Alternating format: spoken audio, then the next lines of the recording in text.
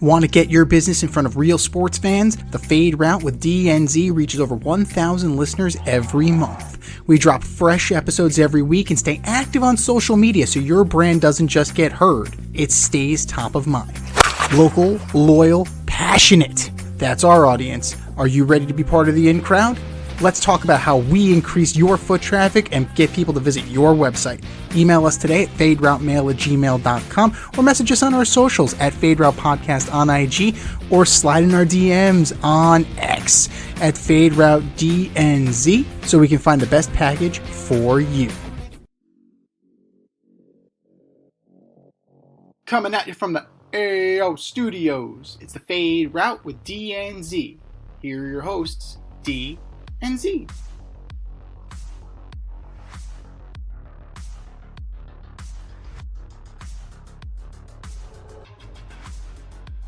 Powered by Riverside FM.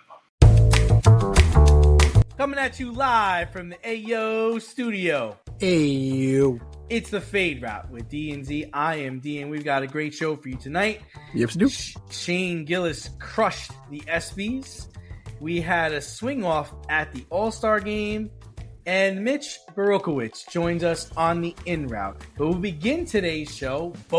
begin today's show with the WNBA All Star Game. Yeah, that was played over the weekend. I can't tell you who won or who won the MVP, but I can tell you what the players decided to wear during warm-ups. All of the participants wore "Pay Us What You Owe Us." This is coming on the eve of a new CBA that needs to be signed for a league that is expanding and has not been profitable since its inception 30 years ago. The players want to be paid, the fans apparently want the players to be paid, and apparently ESPN wants them to be paid. So, Z, where do we go from here? They're going to get paid. They're going to get paid. They're going to get paid, plain and simple. Just so everybody knows, Team Collier beat Team Clark 151-131. So no defense is being played there, just like in the NBA All Star Game. Did Clark play? I do not believe so. I don't think so. I don't think she competed in the three-point contest either. Yeah, but, she is the biggest draw, biggest star, so to speak. And, yeah, it does not look like she did. But, that's the thing. It's a $200 million per year media deal over 11 years. So they're getting an influx of cash. They are getting this money, dude. Now, to Jamel Hill's point, and she is right, when the NBA was on tape delay, way back when, players got raises. Did they necessarily deserve raises for not really delivering great product? No, but that's not the point. The cost went up, and so too did the wages. So this is a hell of a gamble, a media rights gamble on the WNBA. Now, it is growing in popularity. It is growing, maybe not at the rate that some people would like, right? You have 20-something years of being a loss leader for the NBA, and now you have another resurgence with the Caitlin Clark, Angel Reese infusion of talent and rivalry, whatever you want to call it. And there's a level of interest there. There's a level of interest that we have not seen before. And this will give them profit. This will give them profit for the first time. So expansion is coming. I know we have Cleveland, we have Philly, we have Portland, we have Toronto. They're growing. The league is growing. And this is the issue with media rights. You look at something like AEW Dynamite. They are getting obscene amounts of money. 500, 600 million, like obscene amounts of money for producing a weekly wrestling show. A weekly wrestling show that's been averaging 700,000 people, 700,000 viewers. way below the million that it was doing in its first or second year of existence. So, and they're getting buku bucks. So the WNBA is getting this influx of eyeballs, and we're going to have to see where this goes, because now they're going to get the cash rocket strapped to their back, and we'll see what they do with it and how it happens. But fans want it, the players want it, ESPN wants it. It's a TV show at the end of the day, and ESPN will pay for content, as we've seen. But they bent over backwards and they paid Pat McAfee an obscene amount of money at the expense of some of its other staff. But Pat McAfee got paid. Stephen A. Smith got paid. WNBA, content is king. They're going to get paid. And they can finally figure that part out. Now, the owners need to kind of go with it. You need to find a percentage that you can stomach, right? You need to find a percentage that makes the players happy and something you can live with, because you are getting an influx of $200 million to the league distributed among the teams. So you're getting this influx of cash. So it's time to kind of float the boats, because your tide is rising. Yeah, I don't know, Z. I look at it a little differently. I think I understand you're saying there's going to be an influx of cash. That's great. But how sustainable is that influx of cash? And how is it going to be spent? And I don't know if you just start increasing your pay to these players before knowing what your bottom dollar is, you could get in an ugly situation. I mean, they're already getting subsidized. And the other issue that I'm surprised that, more people aren't talking about, but some of these players are saying that they might not play if they don't get the deal that they want or the money they want. How much of a disaster would that be if they all of a sudden say, no, we're not going to play? What? It's a bad PR look. That's a bad PR look. You're not going to play. What? What do you mean you're not going to play? And again, this all goes back to what we talked about the previous weeks. Expansion. You're just asking for it, right? It's like if you're, and I did a 180 on this from when I first saw this happen, because now I look at it. If I'm a player, right? I'm looking at, wait a minute, you guys are expanding. You sign this deal. I'm not making enough. Like, if you're gonna do all these things, we're not doing bad. We're not struggling. No. We're doing great. And I want my piece of the pie. So they've got themselves, and that's the other part is like, at what point does the NBA go, okay, hold on a second. All right, guys, hold on a second. All right. You lost X amount last year. You lost X amount for 30 years. All right, we're capping it right here, okay? I mean, and then the other idea is could the WNBA possibly be sold off? Is it a big enough league where someone could say, you know what, this has value. Right. This is value. I don't need to subsidize. I can run this at a profit. Will that happen? It is possible.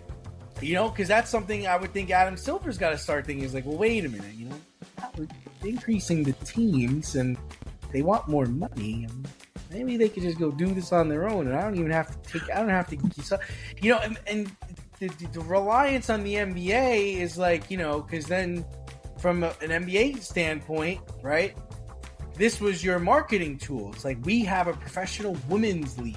Like, they're promoting the NBA when they play. Believe it or not, it goes hand in hand. So I get where they're coming from. I do get where they're coming from, but this is what the problem you created by saying we're going to expand, by highlighting Caitlin Clark and Angel Reese and Ionescu and all these players. Now it's like, okay, yeah, well, pay up. 100%. And then it's like, and then Adam Silver is like, hey, Hey, what? What are you talking about? You know? And then, like you said, it's all these owners, because there are people that cannot afford an NBA franchise, that cannot afford an NFL franchise, and would welcome having a WNBA franchise. And you're also banking on more players coming out, right? We're banking on another Caitlin Clark. We're banking on another Angel Reese. We're banking on more players of that caliber. And you're going to have it because you're expanding. Like, every team is going to need a superstar. You can't have games end in the 40s and the 20s. You've got to keep this train rolling. Like you said, it's a big gamble. It's a huge gamble, because 10 years ago, I don't know if this would have worked. Now it's like, well, you're going for it, so I hope you have a plan of some kind. You know, you talk about the Knicks freezing an envelope. You got to make sure that talent is spread out wide, right? Mm-hmm. Every team is going to need a top tier player. Perfect example, Caitlin Clark was supposed to play the New York Liberty at the Barclays Center. She got hurt. I mean, I don't know, but I would assume that the tickets went down for that game now, because I was interested in seeing Caitlin Clark. I'm not going to go see the Fever play the Liberty just on a Thursday night. It's just, it's just me. Well, at the end of the day, it's a star-driven league, just like the NBA, right? You're going out there. You're not going out there to see the Knicks. You're going to see Jalen Brunson. You're not going to see the Lakers. You're going to see Luka. Like, you have people who follow the laundry. Sure, it's stars. They need more. They have a lot of stars, and they have a lot of stars coming. Yeah. I don't know if I can say the same thing about the WNBA, and I'm not saying it's not there. It could be. I don't know. And I just think that when you come out on All-Star Weekend, when all eyes are on your product, and you wear shirts that say, "Pay us what you owe us," that rubs some people the wrong way. And at the end of the day, I appreciate their fans saying, pay them. But guess who's going to be paying them? It's going to be your ticket prices. It's going to be your concession. That's what's paying them. That's what's going to go up. I mean, I don't know if anybody got the gist of that. But we'll see what happens. And that's the thing. Like, we're going to see that. But the influx of cash, that media deal, it will cover a little bit. It will cover a little bit, but the average WNBA player makes $70,000 a year. Right, Z. But do you know off the top of your head how long the deal's for? 11 years. 11 years. Okay, that's great. But if the product doesn't grow, right, then in year 11, when you don't have a TV deal, or I don't know what the market's going to call for at that point. Like, I don't know. Like, you're banking on there being a consistent group of ladies that are going to play at a high level. And I don't know if it's out there, and you're trying to grow teams. You're increasing the teams. I just don't know. And I'm not saying it's not going to happen. I just don't know. And at some point, at what point does the NBA go, okay, I'm not subsidizing this much anymore, right? That's the only thing I'm saying. But go ahead. That's the one thing. It's like, the one thing that could happen here is this could be a preventative measure. As much as it is like floating all boats, it may also keep domestic players in the domestic league. Like, that's the thing that's been happening. Like, Taurasi had to go to Europe to supplement her income. Brittany Griner had to go to friggin' Russia to supplement her income. Now these guys, like Juju Watkins, like, she's supposed to be the next big thing. Juju Watkins coming out of USC next year, like, we don't know what she's gonna be, because she's coming off of a torn ACL. We don't know what she's gonna be, and at the moment, she's the only woman player I can talk about in the W that's in college. You know, the Beckers is up, Reese is up, and then Clark is up. Like, those were the top women players. I think you have the Cavender twins. I think it's the Cavender twins and the Cavender twins, who were just recently tried out to be WWE wrestlers, and that didn't work out, so they're back in college. So you have them, and then you have Juju. So there's a crop of talent, and there's always a crop of talent, like you said with the NBA, right? There's always a crop of guys coming. There's always the next big star. The question is, like, how long are you going to wait for it, and what's the rest of the league going to look like? And you said, what was it, Jamil? She's right. She's 100% right. They were on tape delay. The thing that changed the NBA, and it's probably what the WNBA is trying to do, is Larry Bird and Magic Johnson. That is what changed the NBA. So now it was must-see TV, Showtime Lakers. I'm going to watch this game. It's on TV. I want to watch it now. I don't know if that works in this era. I think it worked when it, back in the 80s or the late 70s and whenever it happened. I don't know if that will work in this era, what they're trying to do with Caitlin Clark and Angel Reese. But it's happening. We can't stop it. And we're going to see how they play out. But if they decide not to play, that'll be the nail in the coffin for that league. Well, it just furthers my theory that the only sport that will be left with positive labor relations is the NHL. Like everything else will be agreed to play more games in 2 years. There you go. Wildly Ridiculous. But Shane Gillis hosted the Espys on Saturday night. ESPN has a history of getting big stars or popular comedians to host the show every year. Some people thought his monologue was hilarious, while others felt he went too far. Which camp were you in? That's the problem with comedy, right? Comedy in general, it's for certain people, right? Not everything is for everybody. That's why there's so many different stand-up comedians out there. Shane Gillis is very self-deprecating in his humor. Like, he'll say something ridiculous. He'll say something potentially racist or sexist or homophobic. And then he'll walk it back with, I didn't write the joke. That's not my fault. Shut up, man. I didn't do it. That's funny. Yeah. It's like, come on now. Like, it gets to be shticky at this point. It's just like, oh, shucks. Nah, it's not me, man. I didn't do it. Wasn't me. But he had a couple that hit with me that I thought were funny. But certain people, like, I'm sure, like the Deshaun Watson joke, somebody didn't find that funny. The Deshaun Watson joke was funny. Why? Because, like, that hit me in at a certain point in time where, like, I'm not a big fan of Deshaun Watson, so that's hilarious. It's very much like Norm Macdonald. The Norm Macdonald OJ joke was, come on. Like, he's trying to, this is what ESPN wants from their Espy host. It's going to rub people the wrong way. It's going to piss them off. But here's the thing. You're talking about it. And that's what ESPN wants. They want you to talk about the show. The Karl Anthony Towns Hey Girl thing, like, that was dumb. Like, okay. The WNBA joke was clever. It was clever. Especially after everything that happened. Right. So but I can understand why people would be pissed about that. But it was clever. Like, I'll give him. Why are you clapping, man? She's like, that's my friend's wife. You guys clap for that. It's messed up. Jesus. But like, certain jokes hit, certain jokes missed. Like, it was designed for that purpose. It was designed to be provocative. It was designed to be salacious. It was designed to get you talking about it. So that is the camp I'm in, is that mission accomplished, Shane Gillis. Yeah, I thought it was hilarious. I did not watch it in live time. I watched the recording of it, and I thought it was really funny.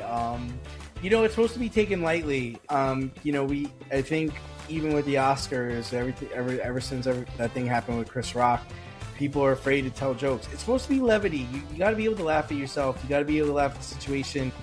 Simone Biles was funny, and the Caitlin Clark fighting women in the Waffle House was pretty funny. Oof. But it's a joke, and it's meant to be lighthearted. It's supposed to be like, that's, when you're watching these shows, you're watching, let's say, the Oscars, right? It's all these millionaires, and they're all popular people, and they're movie stars, and they make so much money, and they have it so great.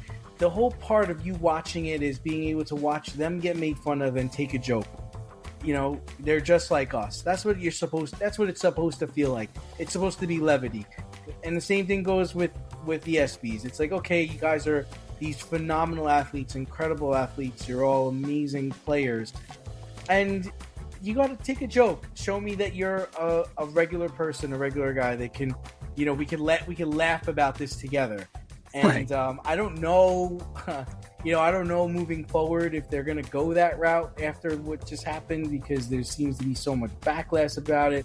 Bomani Jones and even Dan Levitard, is trying to say that he went too far in a few things, but that's what he does. That's who he is. If you didn't want him, don't get him. And I'm glad that he stuck to who he was and he didn't change for anybody. He's like, yeah, I'm going to do these jokes. And everybody saw the jokes before he did it. It's not like, he came out with something that nobody knew he was going to say or nobody was going to do. Mm-hmm. And we laugh about it and we move on. And we're fucking giving awards out for athletes, for God's sake. Like, we can laugh about some of this stuff. Right. You're telling me that nobody laughed at the Dallas Cowboys joke? Really? Nobody laughed at the Dallas Cowboy joke? I thought they were all funny. I didn't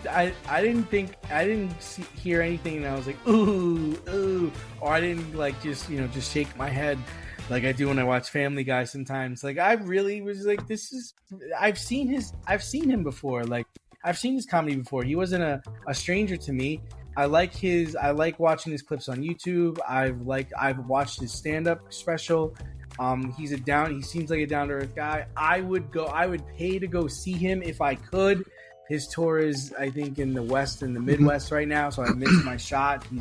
He's already crossed the borderline there, but I liked it. I thought it was great. I'm in the camp of, you gotta laugh.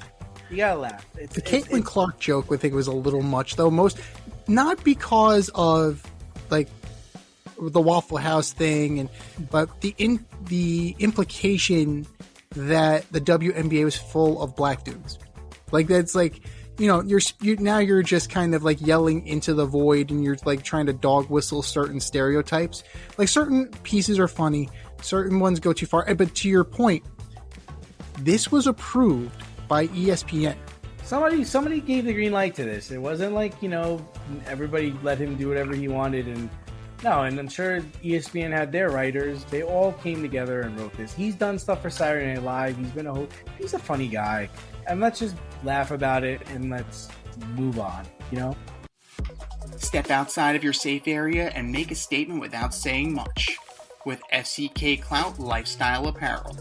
Embrace the colorful chaos and stay emotionally regulated in their graphic tees, hoodies, snapbacks, accessories, and more. Go to fckclout.com today and check out current season and past season merchandise for men and women. Get it while you can. That's fckclout.com. Check them out today. fckclout.com.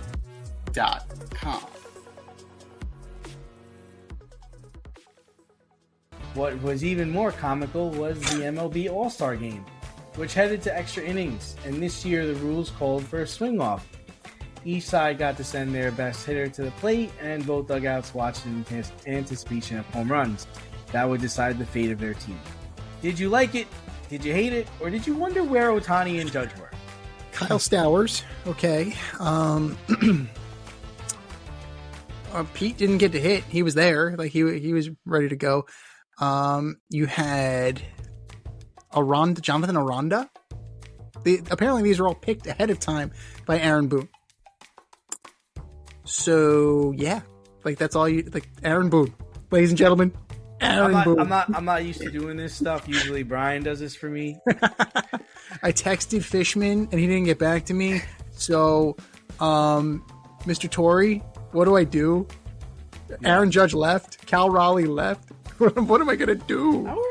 Somebody help me. Where's Aaron Judge going? Like, where do you gotta be, man? Home. He's got a day and a half off. We'll get to Tyler Glass. They had to be back in Atlanta for the fucking series with the Braves in 2 days. He was hungry. He went to the Waffle House. Maybe he went to the Waffle House. Ohtani had a plane to catch, or he was or he was placing bets, one or the other. So I got Kyle Schwarber in the over. Yeah. Let's go. As far as the swing off concept, it's dumb, it's terrible, but it's for an exhibition. Fine. I was surprised that Kirchin and Olney all said they loved it. It really blew my mind that they said they loved it. They said it was fine for an All-Star game, but don't you ever do that shit in a regular season game. I agree. And I'm of the mind where I hope I never have to see an All-Star game go to extra innings again. Yeah. That's where I am. What would you prefer, the swing off or the ghost runner at second base? If given the choice. How about the game just ends? I'd be fine if it ended in a tie. I wouldn't give a shit. Like, what am I gonna? What do I fucking care? I just sat here for 3 hours. I had to pay a shit ton of money to see this game, the Derby, and all the other bullshit. Right. I'm good. I don't need to see who wins this. It doesn't mean anything. It's an exhibition. I would be fine with walking out being like it was a tie. Play 10 innings and whatever. I don't care. I don't need to see a swing off. Fuck, I care about a swing off for. It seemed like it was so staged. It's so interesting that this was because I believe this was the first year that this was in play. Yes. And this is how interesting that I think the National League was up by 6 and the American League came back and tied it, and then all of a sudden we're in this swing off thing. It's like Edwin Diaz, you're welcome. It just seems so staged, and I was like, I don't need this. I don't need to see this shit. Like I don't care. Like I would have left. I don't watch this garbage. What is this? So here's what I'm thinking. The ESPN executives went to Dave Roberts and said, "Put in Edwin Diaz. We want this to go to a swing off. Put in Edwin Diaz. Put him in. Let's go. I want the right. We know what's gonna happen. Put him in." and then the first game back, he promptly blows the save. Like, thanks a lot, dude. I thought it was awful. I thought it was stupid. Like, like I said, I didn't really care if it goes. First of all, the idea that this thing goes into extra innings as much as it does is really bizarre. I mean, would you be surprised if in the next 10 years it goes to extra innings 3 or 4 times? Wouldn't that be very surprising? That would be interesting. Because I don't see how this happens. How does this happen? You guys are the best players on the planet right now, and you're tying each other? It just so happens that the American League and the National League are just as good as one another? Like, what are we talking about right now? Which, when we look at the play during the season, we know that's bullshit. Right. We know that's bullshit. Right. I think more of the problem is that you start off the game with your best players, and then slowly but surely you're putting in guys that, they got voted in, they're a replacement. So maybe towards the end you're not firing all cylinders because you've got guys that maybe shouldn't be there. So maybe it's why don't you save Freddie Freeman and Ohtani for the middle of the game? I don't know, but just tell your pitcher, hey man, it's the 9th inning or the 8th inning, it's tied. Just throw fucking fastballs. Just throw fastballs. We want to get out of here. Just throw fastballs. Like, what's the difference? Right. What's the difference? What you had Stowers against, what's his name from the Nationals? Like, how do you think that was going to end? Right. What's the difference? You didn't put up the best of the best. Like, that's the thing. It would have been interesting. But here's my fear. Like, we're talking about this, it better never see the light during the regular season. But here's the problem. And here's why I think it will. The NHL. How do regular season games end? Shootout. They go to the shootout. You get 5 minutes of 3-on-3, and then you go to a shootout. So maybe this is going to be like a hybrid style situation where you're going to get to like the 12th inning, and if you don't get it by the 12th inning, then we go to a swing off. I'm wondering if that's going to be the case, and I fear for that. I'm sick of the Ghost Runner. You're preaching to the choir. What the fuck are we doing? Like, what are we doing? Like, how is that an advantage? I mean, how is that an advantage? How is that fair? How is that fair to the home team? Or how is that fair to the away team? Like, I just think it's garbage. Imagine if they actually played baseball and every team just bunted the motherfucker over to third, right? Nobody does that. Nobody does that. No. How is it that possible? We're starting a runner at second and nobody bunts him over to third. Nobody. I've watched so many games go into extra innings. I haven't seen one team bunt the guy over to third. Are you kidding me? In some cases, they haven't needed to. I mean, Right. look at True. Phillies Red Sox, and we'll get to them when we get to Alleged Superstar. Wild pitch, so walk, wild pitch, intentional walk, catcher's interference. A new way to lose. Or the other thing is like if you're a really savvy team, just fucking walk the first hitter, and now we can turn a double play. Yeah. Like where's? I just listen. I think it's stupid. I do. Unlike you though, I do like the baseball All-Star Game because I do feel that they play. I don't think anybody there is, taking a day off. I think when you are in, you're trying to hit home runs. You're trying to strike people out. You're trying to get on base. You're trying to showcase your talent on the diamond. Unlike football and basketball, where basketball is just awful.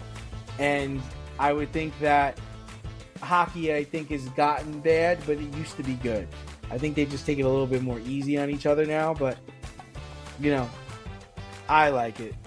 I don't like this, though. This is garbage. No, it's complete garbage. Tarek Skubal started the All Star Game for the American League. He is a leading candidate for the Cy Young Award, and his team, the Detroit Tigers, are the first team to 60 wins this year. The Tigers have tried to offer him a new contract, but Skubal's camp calls the offer not competitive. I think he's a Boris client.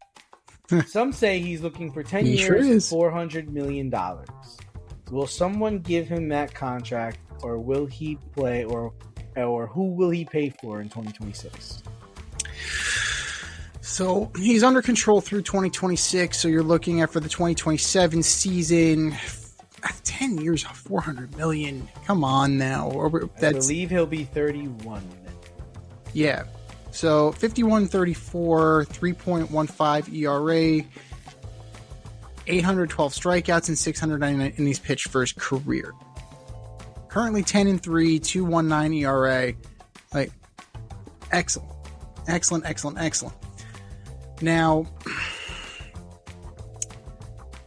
who is going to have that kind of money to pony up? First one's always the Dodgers, right? The first one is always, how can we get creative with this and pay him $500 million without currently affecting our team? You always got to be concerned with them.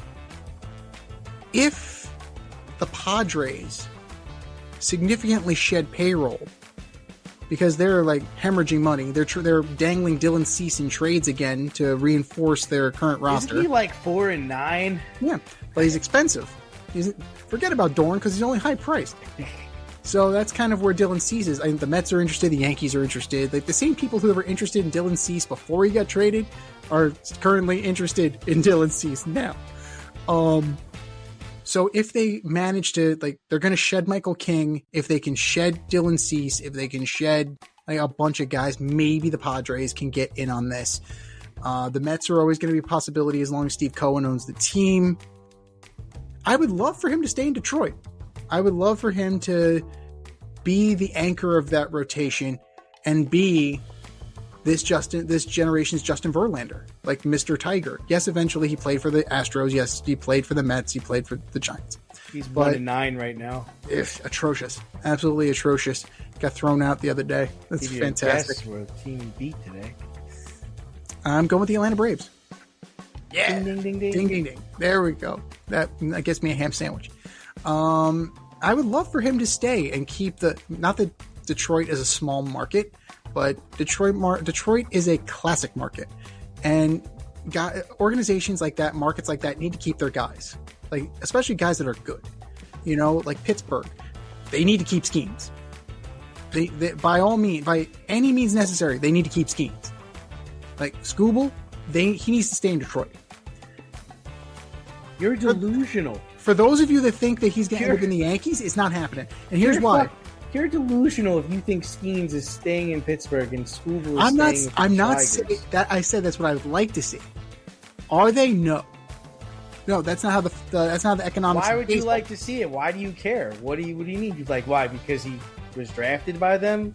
Because he came up with them? Like why do you want to see Skeens? Because that makes them win once every time he every time he pitches? Like, why do you want to see Skeen stay there?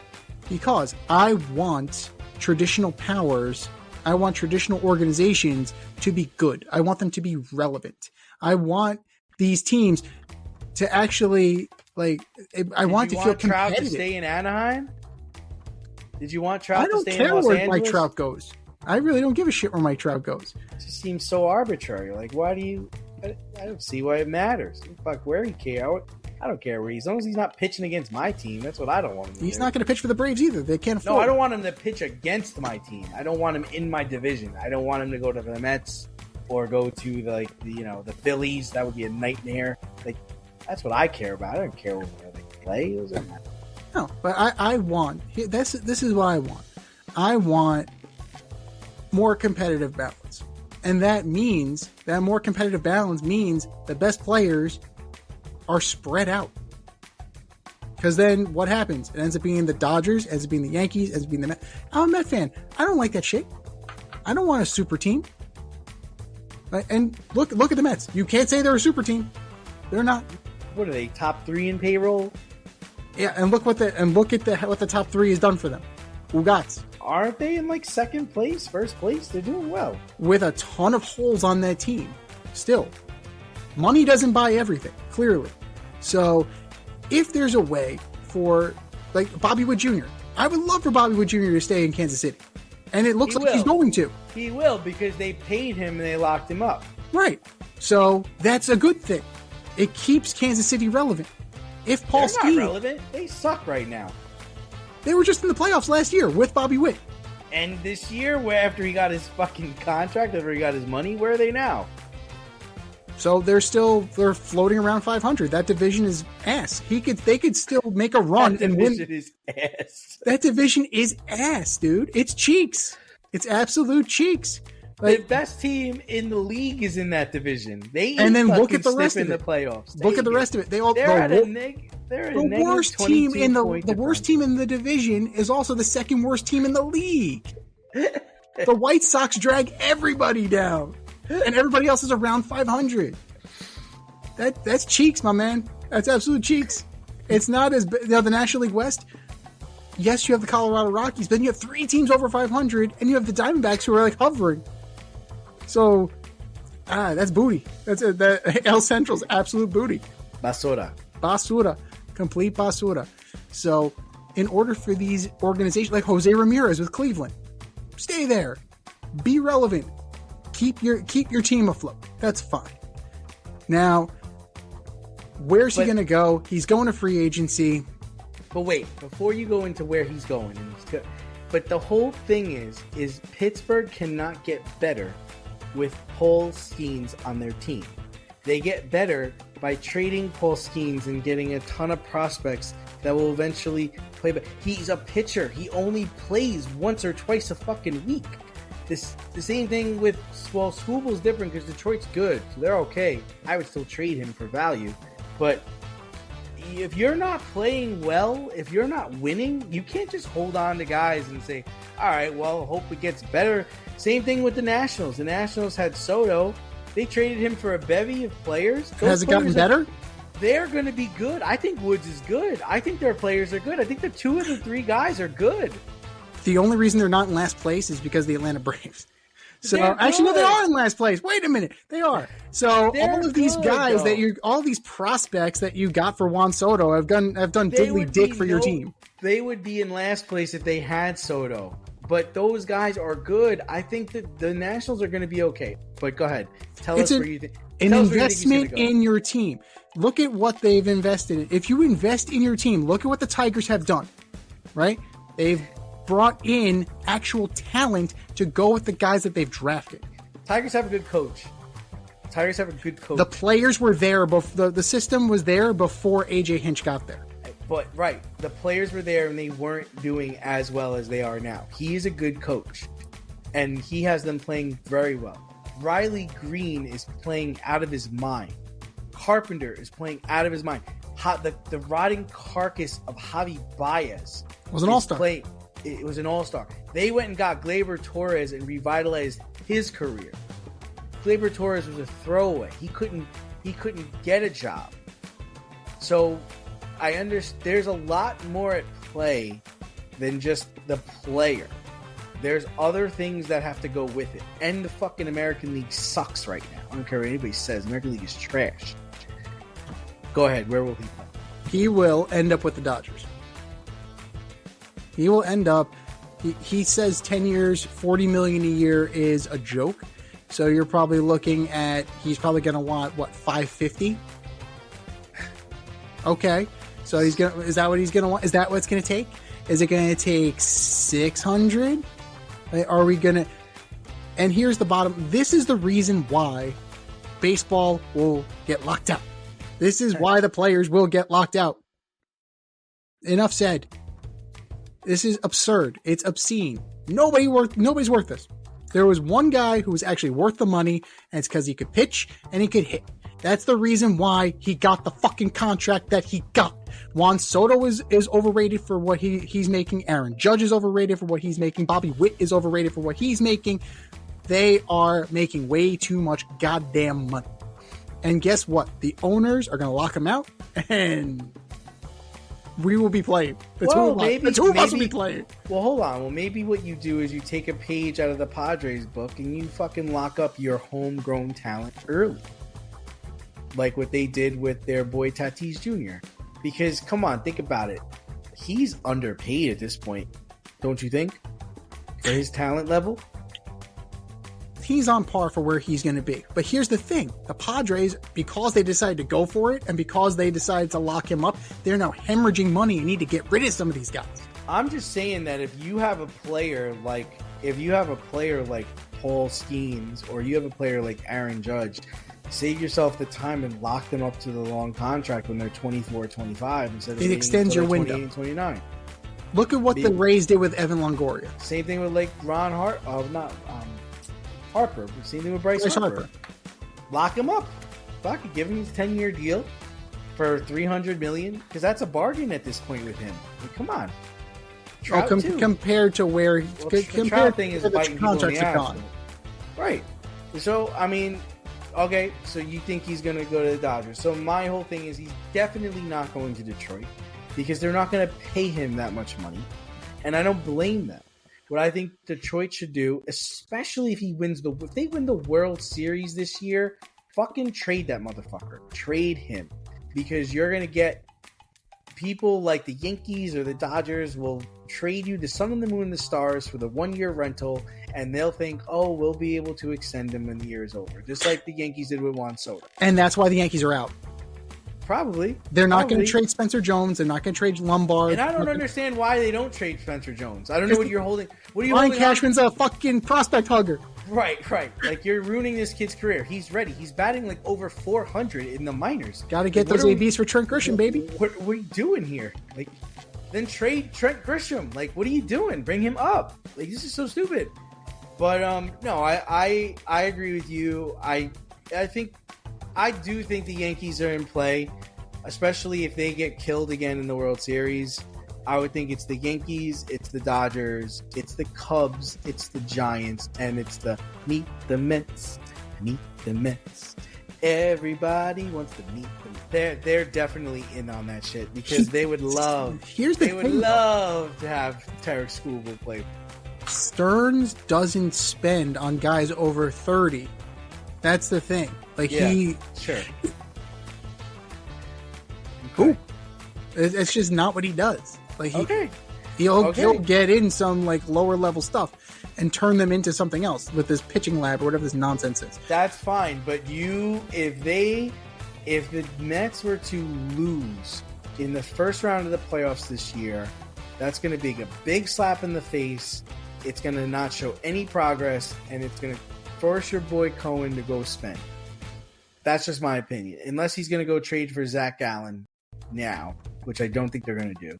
You're going to go get the best pitcher on the market so that you have Skubal, you have Senga, and now it's like, all right, let's go. Who's beating us now? No one's beating us in a 7-game series with this lineup. And he'd be right.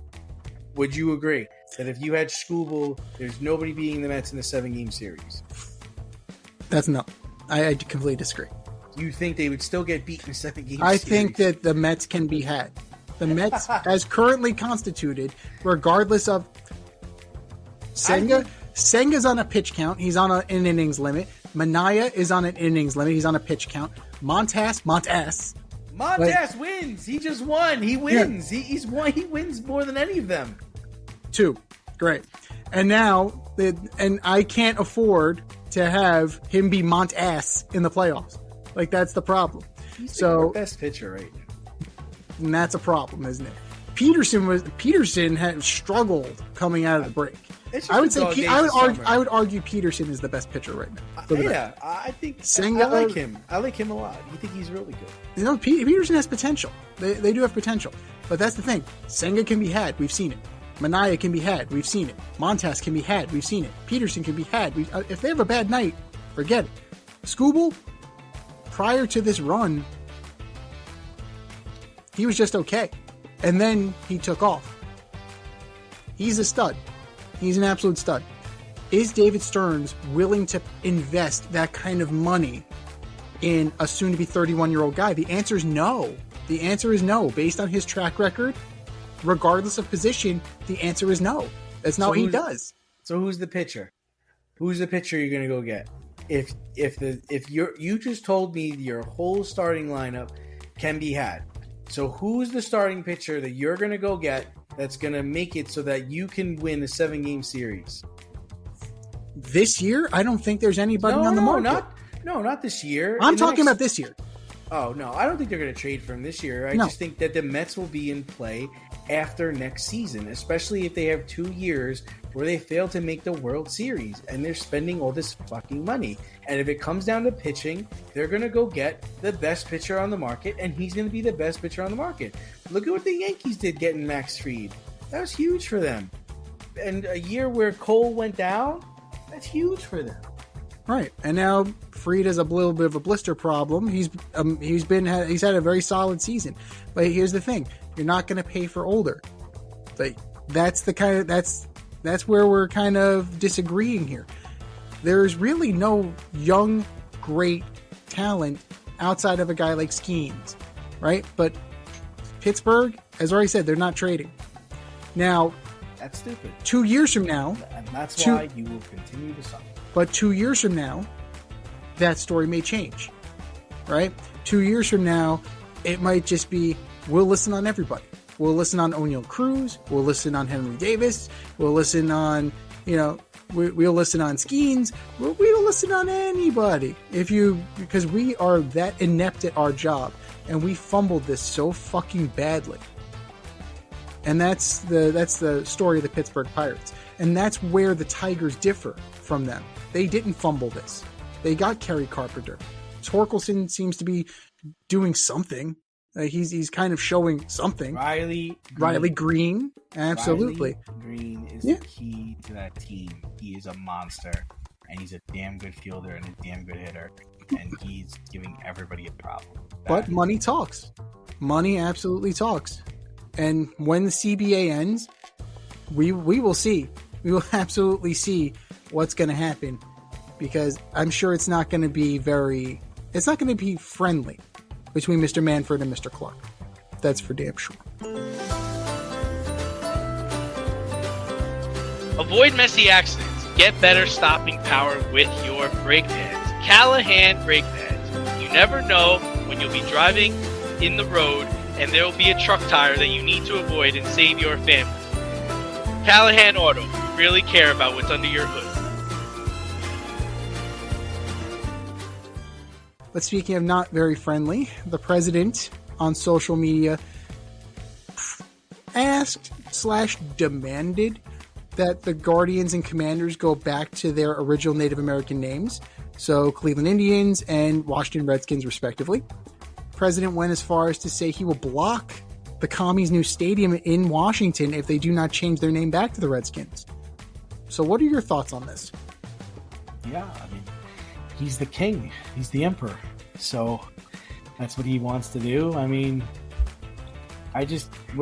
We're past it at this point.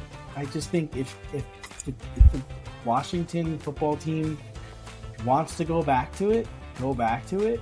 I actually kind of like the commie gear. I like calling them the commies. I think it's funny. It's the irony. Yeah, yeah. Love it. You know, the Cleveland Indians thing kind of came out of nowhere. I missed that logo. I missed that uniform. I would love for them to go back to what they were. The Guardians just sounds like a minor league team. The logo is shit. Like, it just doesn't fit Cleveland. You know, it just, I don't know. I don't like it at all. And you can count on like the Blackhawks and the Blackhawks and the Chiefs never doing that. There's actually a fight going on in Massapequa right now about their team. Their high school team is the Chiefs, and they're trying to make them change their team. Just like, and Donald Trump has stepped into that as well.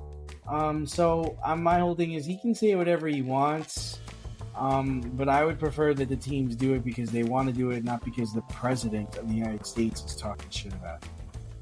So what he is doing is called extortion. It's absolutely extortion. Like, if you don't give me what I want, I will withhold something from you. That is the very definition of extortion. So you call it what it is. Josh Harris doesn't want to change the name. Not that he has some great affinity for the Redskins or the Commies, but it's past him. It's beyond him. Like, this is where we are. We have moved forward as a society. The Cleveland Indians, I mean, you and I both have an affinity for the movie Major League. The Cleveland Indians are the Cleveland Indians, right? It's like, it's stuff of lore. But I get it. You know, the term Indian is inaccurate. It's offensive to indigenous people. If they decide that they don't want it, or if they decide that it's offensive to them, I can't tell them that they can't be offended, right? I can't, like, Bomani Jones came out and said, okay, you're going to play for the Caucasians. And he had like his whole line of shirts for Caucasians. Like, that's another level of kind of offense. And if somebody gets annoyed or offended by that, like it is what it is. Two wrongs don't make a right here. Two wrongs absolutely don't make a right here. If Native American people don't want it, and if the owner doesn't really care, right? The owner doesn't want it either. Move on. It's a dead issue. It's a moot point. It's a distraction from bigger things that are going on. And frankly, it's pointless. It's absolutely pointless. If they want to be the Guardians, if they want to be the Commanders, if they want to change the name to the Cleveland Spiders, if they want to honor the heritage of Cleveland sports, the Cleveland Spiders, like, it's right there for you. But there's no reason to go back to a name that was rooted in bigotry, other than it's a dog whistle to a certain political base, and it speaks to a bygone era of tradition. Tradition to you is offensive to other people. I hope you realize that. Like, just because you don't find it offensive, it's like Shane Gillis' comedy. Just because you don't find it offensive doesn't mean somebody else doesn't. So you have to recognize that, you have to understand that. And if you don't understand that, then I don't know what to tell you. I just don't know what to tell you. Yep, I think I'm with you on that. Just like, I don't understand. He has nothing better to do. He can get involved with something else. There's much other bigger things going on in the country than paying it. And he actually said that, like, in 2013, when I think somebody else, one of the other presidents, was talking about them changing their names. And he was like, is there more important things to do? Yeah, I think there are. So I think they should move on. He should move on, and just whatever. 100%. And we've actually, in Ossining, they've done that. And it's to the point where it's been a complete rebranding. And it's great. They were the Ossining Indians till forever, and then they became the Pride, and now I think they're the Ossining Lions, I think. But it's not that they've scrubbed their heritage from history. They acknowledge what they used to be, and they're moving forward. Now, you still have people who are calling for a bygone era. You still have people say, we're the Ossining Indians. Like, they're not, though. They moved on. You need to move. You're stuck in high school. Like, look at Spelman. Look at our alma mater. They were the Pilots until forever. Then they became the Falcons, and then they went back to the Pilots. Who gave a shit? Nobody. I kind of like the Falcons. That's all right. For all you grill masters, green thumbers, DIY aficionados, and home repair heroes in the Richmond, Virginia area, if you're looking for personal service quality products and a convenient shopping experience, then look no farther than Thacker Ace Hardware in Colonial Heights. Owner Don Rackley and his team of local experts have everything you need to tackle every project around the house. I'm talking Benjamin Moore paint, Milwaukee and Craftsman power tools, plumbing, electric, hardware, the works. For you green thumbers, their nursery department is top notch, and I wouldn't be me if I didn't mention the grills. They have Weber, Blackstone, Big Green Egg, Traeger. I want one of everything. Give them a call today at 804-766-4223 and see how they can assist you. Or swing by 27 Dunlop Village in Colonial Heights. That's Thacker Ace Hardware, 804-766-4223, or swing by 27 Dunlop Village in Colonial Heights. Thacker Ace is the place with the helpful hardware folks. A few weeks ago, we questioned where 37-year-old Dame Lillard will play in 2 years. And now we know. The 36-year-old will go back to Portland, the team that traded him to Milwaukee despite the fact that he actually traded to South Beach. Z, is this real life? I mean, am I really reading this right? And it looks like the Milwaukee Bucks are going to be paying him $22 million per year for the next 5 years. And then the Blazers are going to be paying him $41 million over the next 3 years. My man's making some serious dough, and we don't even know if he can play. Chauncey Billups said he is the highest paid assistant coach in the league next year. So, because they are going to use whatever, Dame Lillard has between the ears, whatever basketball savvy and experience he has to bring along this young Blazers team. I get that. I get that. He has an affinity for Portland. He wanted to spend his whole career there until he didn't.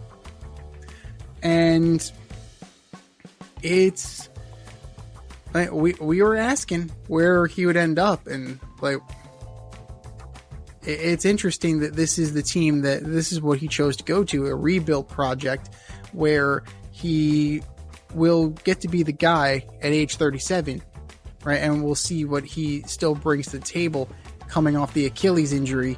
And you're going to be less explosive. You're not going to be as fast. You're not going to be able to shoot as well. And, it's not a great situation. It's a question of how well he can stay motivated, right? As a 37-year-old who is going to play on a team that's not very good, like they will test his resolve in that regard.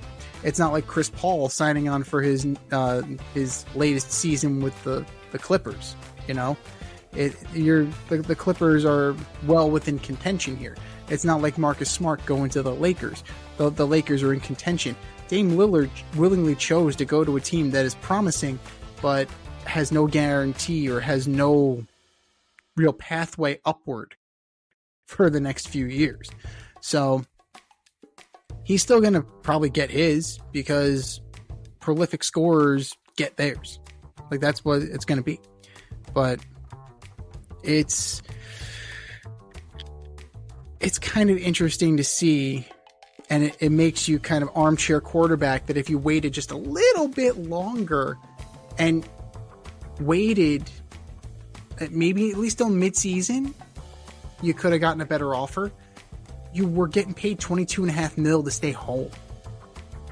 I don't know why you needed this extra $14 million from the Blazers. There had to be something better coming. There had to be.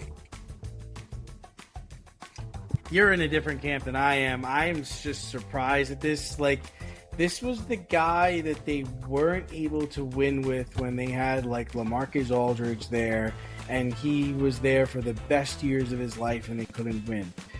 Then all of a sudden he wants to be traded. He asks them to trade him to South Beach. They need more value for him. They send him to the Bucks, which is the opposite of South Beach, where he plays for 2 years and he tears his Achilles last year. And their plan is to go. Then the Bucks cut him, and then they're going to pay him $22 million over the next 5 years. And your plan is to go get that same player, bring him to your team, where he didn't win in the best years of his life, but he's going to win now? He's going to play well now? And we're going to give him $41 million? Like, what? What are we talking about right now? I don't get it. I don't get why anybody would play him. Why would you pay a guy that can't play? He can't play. The only thing, and this is where it doesn't make sense. You're paying him to rehab. You are. The thing is that he could rehab on his own at $22.5 million, and then you could kind of try him out and then see if he's got something. And then you pay him the vet minimum. Like, I'm not paying him. He's never won. He can't win. He's not a winner. He may be part of the 75th anniversary team. Take a drink. But he's not a winner. Why would anybody pay him?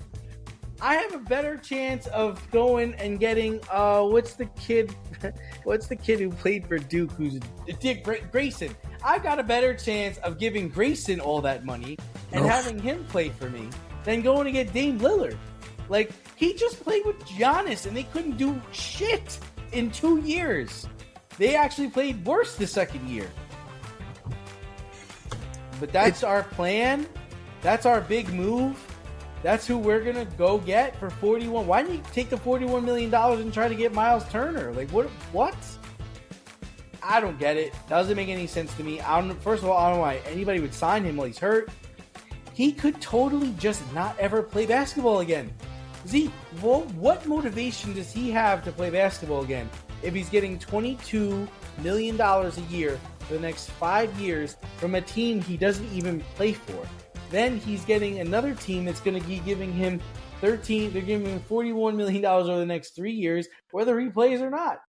Well, I have no incentive to play. What is my incentive to play?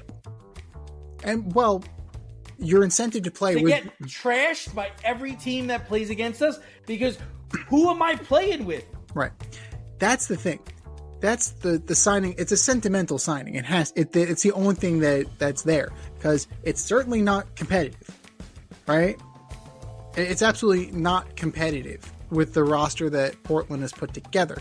And the timing of doing it this year as opposed to next year is also questioned. It's also called into question. Because, I mean, unless you're using it as like a trade exception at some point, you're like, this guy can't really go. So we're just gonna sign him to use him as a trade exception.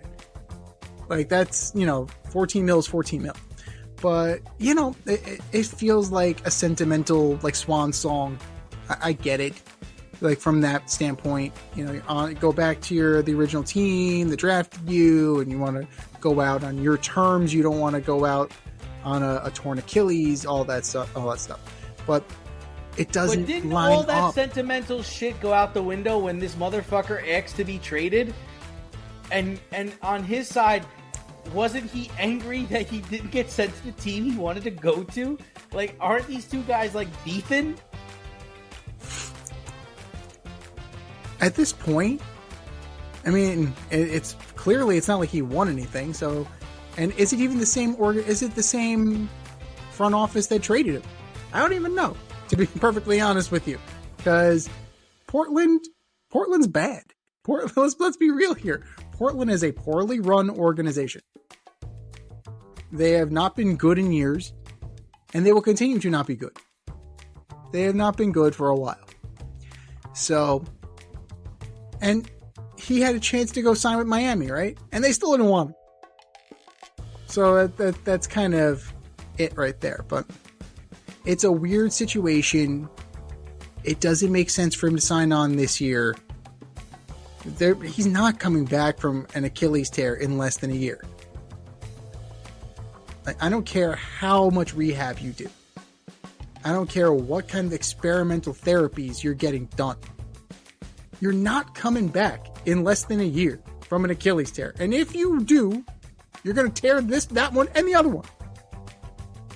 So this year's a wash. You're getting paid to rehab.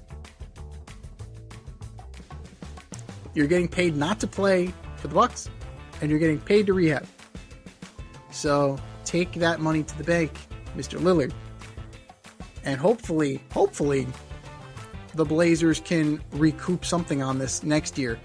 Otherwise, it's going to look pretty foolish.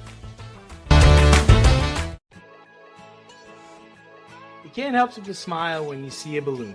PopstarsBalloons.com offers spectacular balloon decor for all of life's events, specializing in custom balloon creations and installations for private events, corporate and school functions, photo shoots, brand events, and fundraisers. Led by certified balloon artists, the Popstars Balloon team shape balloons into custom works of art.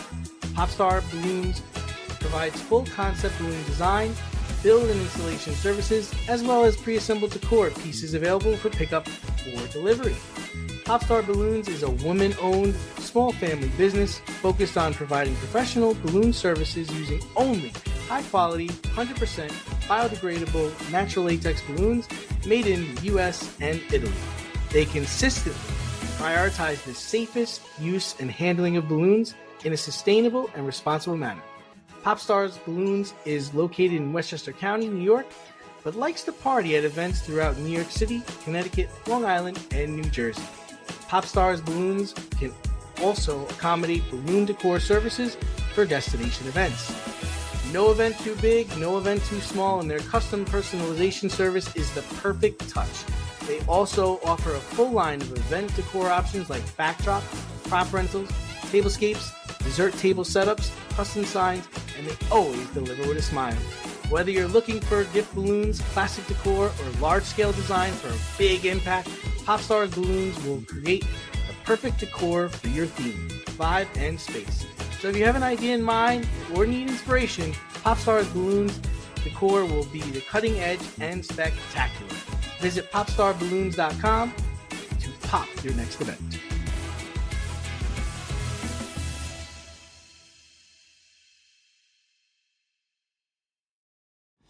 It's the In Route, where friends of the show get a special segment with us. Want to be part of the action? Want to be the newest member of the In Crowd? Well, you know what to do. Hit us up, faderoutemail@gmail.com, or slide in our DMs on IG at FadeRoutePodcast, or drop us a line on X at FadeRouteDNZ, and you could be next.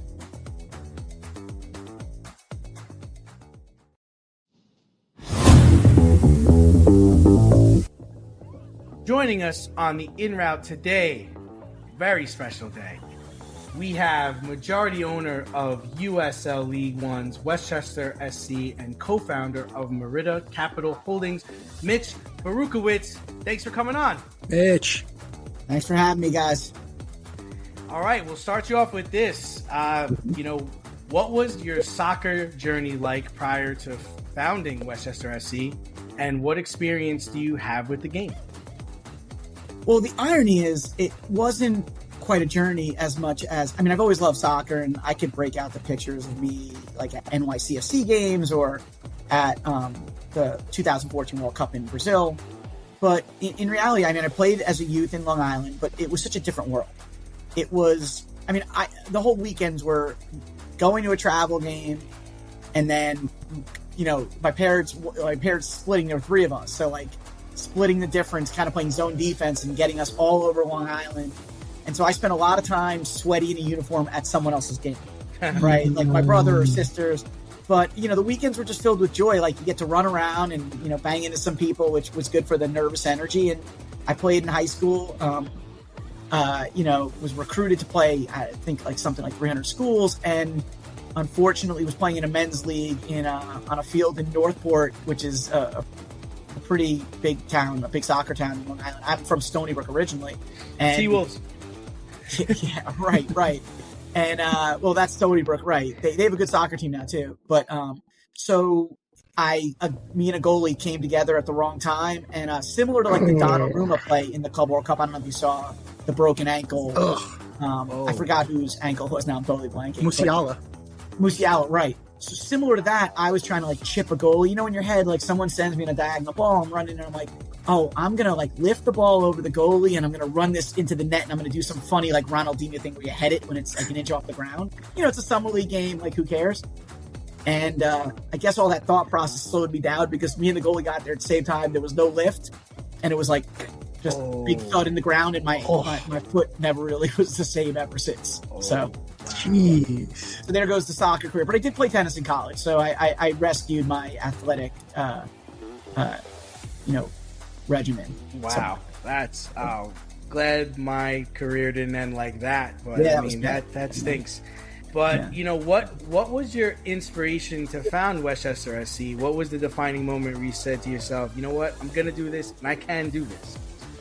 Yeah, you know, there's not like one moment. You know, I've answered this question, and I'm sure it's very unsatisfying when you're looking like for that light bulb eureka moment. I think it was more obviously seeing the opportunity. Someone had sent us a deck. You know, my partner Danny Decker sent a deck that like was called 212 FC, which was about bringing soccer to Westchester, but USL. But there was really nothing there other than this framework. But before that, I'd really looked into bringing a professional sports team in some way, maybe a padel team, like something exciting that would get some cachet in Westchester where people love paddle or love tennis. But what really, for me, it was looking around Westchester on the field with my kids, right? Coaching them in soccer, and every week realizing how much time Westchester parents devote to their kids' love of soccer, right? And I remember my son, when he was like 6, my older son, Braden, who works on the team, when I took him off, like I subbed him out of like a 3-on-3, like, kindergarten game. And he like punched me on the way off the field and some other dad goes, did your son just punch you as he was leaving the field? I go, yeah. And he goes, man, I wish my kid loved soccer that much. Wow. It was like, because he didn't want to get subbed out of this 3-on-3 where everyone plays like equal amounts. And, just those experiences kind of conditioned me to everyone in Westchester in some way, shape, or form touches soccer, whether their kids play it or, and just knowing that this was such a fertile landscape of that, and that I've really always wanted to do something bigger. Like, I love Westchester, right? And it's always like, whoa, I always thought it was upstate when I lived in Long Island, growing up as a kid. And then it's like, it's 20 miles north of, Midtown Manhattan. So maybe it's not quite upstate. And just knowing, and people asking, like, what is Westchester known for? And it's like, oh, it's a beautiful place to live. And so having something that could unify the sports energy, we all go to MetLife to watch the Jets or Giants, and Yankee Stadium or Citi Field, or UBS. I'm an Islander fan, which is terrible. No one has season tickets in Westchester anymore because you can't get there before like the puck drops at 7:00. Yeah. So just those experiences were like, it's so difficult. And I think that dissuades people from going to as much professional sports as they love here. This is like a sports crazy place, but it's really a soccer crazy place, which is why our tagline is Soccer County. So there was never like a moment, Damien, it was more like, hey, this is a good idea. Yeah. And good ideas that don't have like red flags and launching as quick as we did might be the biggest thing that's really the eureka. Like, hey, we can get on the field in 25 before the World Cup and take advantage of the Club World Cup and the momentum and all these other things. But really, there was never one moment. It was just like a conflagration of all these great ideas and being surrounded by people that love soccer, and people in Rye love, like, everyone plays soccer, and there's a bunch of former women's, high-level women's soccer players. Sarah Hess played on the national team, and I remember meeting her years ago at like a camp thing for our kids.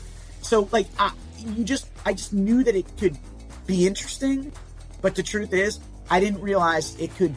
Now that I walk in the stadium, it brings tears to my eyes to think that like in a year what we've built, and that people were out there cheering in the last game when we tied the game in the 65th minute, and people were screaming. It's like, okay, we're getting somewhere. This is like the joy. You're watching a parent stare at their kid eating ice cream and it's going all over the place in 95 degrees, and you're like, there's got to be some joy here that we're creating. This is amazing. Yeah, it's actually very impressive, and you're right, because in Rye they're very passionate. I mean, the Harrison Rye rivalry is just like it's. I wish I could get that many hot. people to come to one of our games. Right? Yeah, it's like 12,000 people a game. It's unbelievable. You know, my cousin played for Harrison, and that's what he always tells me: beat Rye. It's like, wow, okay. I mean, it's called one thing, right? You see a shirt in Westchester that says the game on it, you know it's Rye Harrison. Yeah. And that's what informed me. It's like, you see, I remember the first time when I first moved to Rye, like there was a random, October Saturday, I'm going for my run and I'm like, why are there tents set up and cops and people drinking at like 7:45 in the morning? Like, why are there people in the water? I was well, that's after the game, right? But I was like, what is going on that there's like Georgia, Florida has moved to like the Northeast? And then someone's like, oh no, it's the game. And I just moved, like we just moved in the summer. So like it didn't occur to me, and my kids were young. So I was like, what is the game? Like, I don't even know what you're talking about. And then the people jump in the river and there's like a fist fight because you jump in our river or we jump in your river. Oh yeah, big time. And it's like, but then we won it for like 20 years straight and it got a little, but now it's good again. Yeah. But I have to throw a little shade at Harrison over there. No, Harrison, go for it. I folks love in it. Harrison, come to our soccer games. I'll make it up to you. Okay? No, I love it. It's great. But you have an impressive list of minority owners, including USMNT midfielder Tyler Adams and New York Jets quarterback Tyrod Taylor.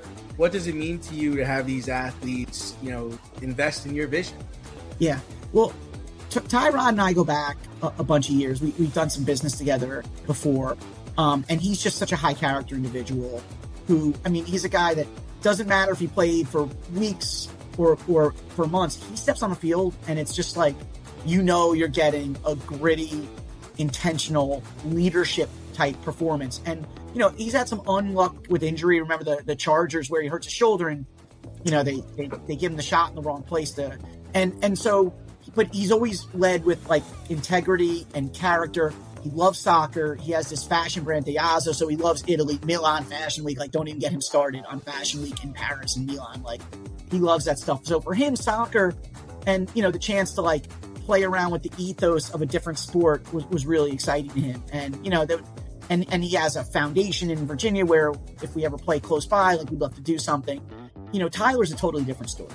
He is in this sport in America from Wappingers, like, he is one of the real royalty, of current men's national team famedom. And his dad and him and his brothers, they own the Hudson Valley Hammers, which is a USL2 team.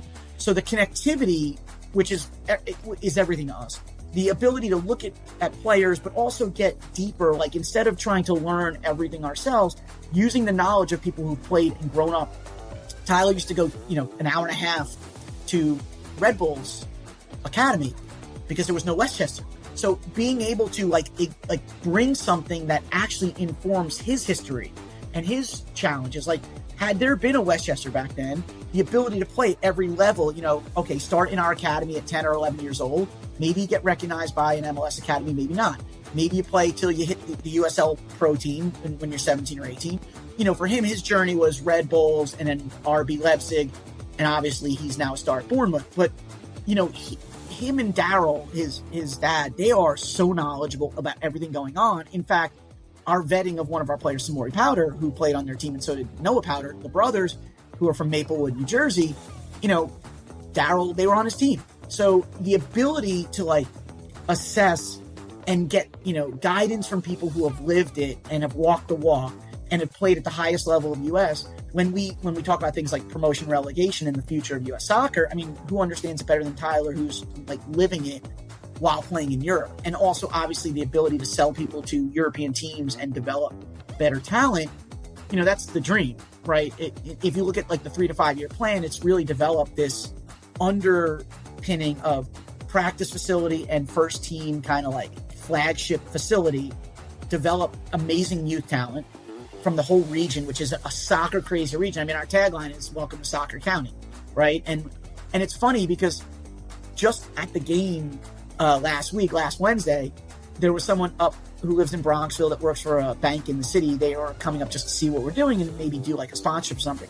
And the first thing the guy said is like, "Look, Westchester is Soccer County," and I'm like, "We already do that on a commercial. You cannot like, we tried to trademark it 6 months ago, buddy, so don't even think you're giving us ideas for that. And he's like, I know, I saw the video. But, like, it is. I mean, when you think of Westchester, you think of athletics in general, you know, and oh yeah, tons of talent. And then you think of soccer. Check out part 2 of our interview with Mitch Baruchowitz later this week. Your favorite podcast has its own merch line now. Go to the Fade Store with DNZ.com today and check out our releases in apparel, accessories, drinkware, and more. Ever wanted an Alleged Superstar t-shirt? We got those. You want some yoga pants? We got those too. And we're not done yet. We have a lot of exciting collaborations and new products on the way. But check out what we have now at the Fade Store with DNZ.com. That's the Fade Store with DNZ.com.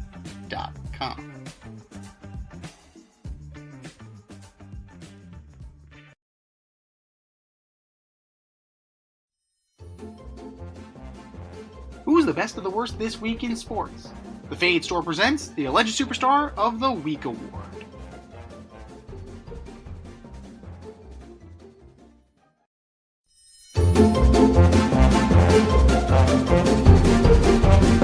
All right, boys and girls, you know what time it is. It's time for the Alleged Superstar of the Week. You know how it goes. We put up a poll on our X account at FadeRouteDNZ and our Instagram poll at FadeRoutePodcast, and you vote. And you vote, and you vote, and you vote. And the winner of said vote gets a shout out in this here show and takes home the coveted ass trophy. And do you know who took home the coveted ass trophy last week, D? I don't. That would be Robert Griffin III. Yeah, RG3. Probably a good idea to lay off the race baiting. Just throwing that out there. The internet came for you last week. So, hopefully you learned your lesson. But that was last week. This is this week. Who are your nominees for Alleged Superstar of the Week, D? First up, I've got Mike Trout. Angels DH these days. The Angels were swept by the Mets earlier this week with little help from Trout. I watched the games on Monday and Tuesday. On Monday, he struck out on 3 straight pitches with the tying run on base in the 9th inning from your boy, Diaz. Woo! On Tuesday, he hit a garbage pop-up to the infield to end the game in the 9th inning with Stanek on the mound.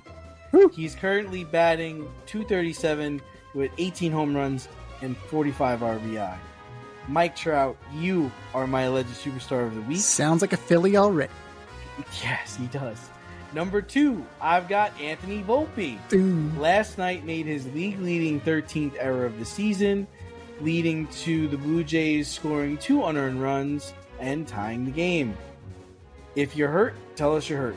If you're not hurt, make the throw from fucking shortstop to first base. Anthony Volpe, you are my Alleged Superstar of the Week. And last but not least, the Atlanta Braves. Ew. They lost 9-3 today to the Giants and Justin Verlander, who was 0-8 entering the game with a 5 ERA. Not only did the Braves lose to him, but they couldn't even score 5 fucking runs. The Atlanta Braves, you are my Alleged Superstar of the Week. What do you got, Z? That JV signing is proving to be really terrible. But, yeah. I don't understand him. He's married to Kate Upton. Yes. They have a child. Yes. You'd rather go on the road with the Giants and be 0-8, 0-9, 0-10, 1-10 than be home with her? Are you kidding me? Buster Posey is proving not to be good at his job. I think he's got 2 World Series rings, I'm pretty sure. Like, you've got Cy Young Award, you've got multiple Cy Young Awards. I'm pretty sure he's got like 2 or 3. He's got an MVP as well. You got an MVP? Like, what do we have left to do here? Go home and have a great time every day. Every day would be a great day. Unfortunately, like, it's usually the athlete is usually the last person to know that he's done. So Adames has proved to be a bad signing. Devers, up until recently, has been trash. And JV has been crap. So Buster Olney is really batting 1,000 as GM. Buster Posey. Buster Posey. Yeah, I was about to say, yeah. Buster Posey. So, wrong Buster. My apologies. You busting all over this place. But, yeah, he's the last one to know. We've said this a million times. I got to start. I said it before. I'll say it again. the Boston Red Sox. Extra innings, ghost runner on second, walk, wild pitch, intentional walk to load the bases, catcher's interference, Red Sox lose, Red Sox lose. A new and innovative way to fuck up. And they were able to hold their own against Zach Wheeler. So it's not like they were doing it against the Scribino. Like, they were able to take the Phillies in a Zach Wheeler start to extra innings. And then that happens. Boston Red Sox, you are my alleged superstar of the week. Number 2, I gotta go with the MLS. MLS. So, Inter Miami's Jordi Alba and Lionel Messi are out of the All-Star, which is actually going on tonight. They're not injured, they just don't want to go. I'm alright. So, instead of Liga MX winning 8-4, it's now going to be like 8-0. So, I get it. I understand. You know, old bodies, they need their Tylenol and they need a good night's sleep. I get it. MLS rules indicate that if you just refuse to go to the All-Star game, you get suspended. You get suspended 1 game. And the Gutless Wonders said they will not discipline Messi or Alba, even though they are blatantly going against the rules. The bylaws that you put in place as a league. So, pretty gutless, right? Pretty gutless of Don Garber. Stand up to Messi. Stand up to Jordi Alba. You don't run this league. People paid good money to go to Austin, Texas to see you in an All-Star game. Show up. Abide by the terms of your contract and abide by the will of the fans. It's for them. It's an exhibition. It's the least you can do.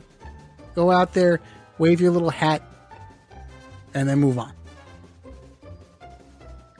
I smile my little smile, I wave my little hat, now when do I get paid? In the words of Jimmy Duke. MLS, do what you need to do. You know what you have to do. Just pull the trigger and do it. You are my alleged superstar of the week. And number 3 is Tyler Glasnow. Believe it. Complaining about the All-Star break.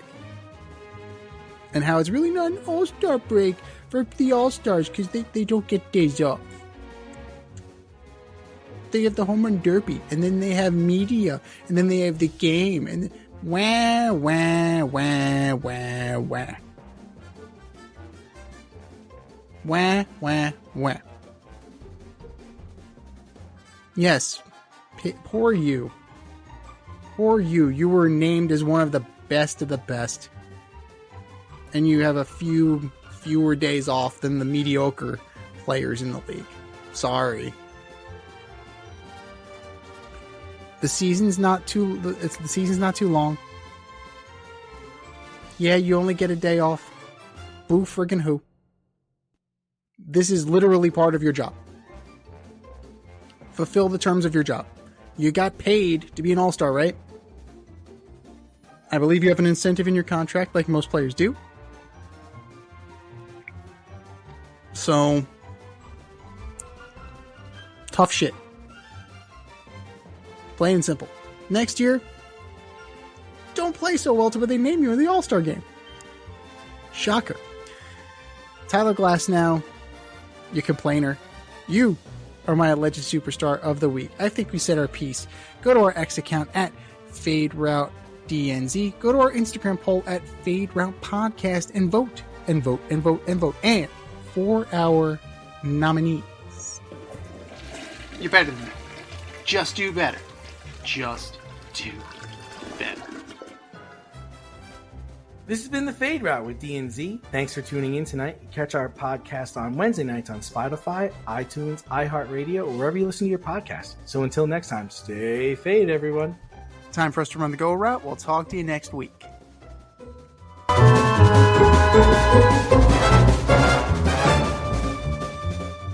Thanks for listening to this episode of our podcast. If you liked what you heard and you want to hear more, be sure to like and subscribe on your favorite podcast platform. Leave us a review, rate us 5 stars, turn on subscription notifications, and share on social media. Tell your friends and spread the word.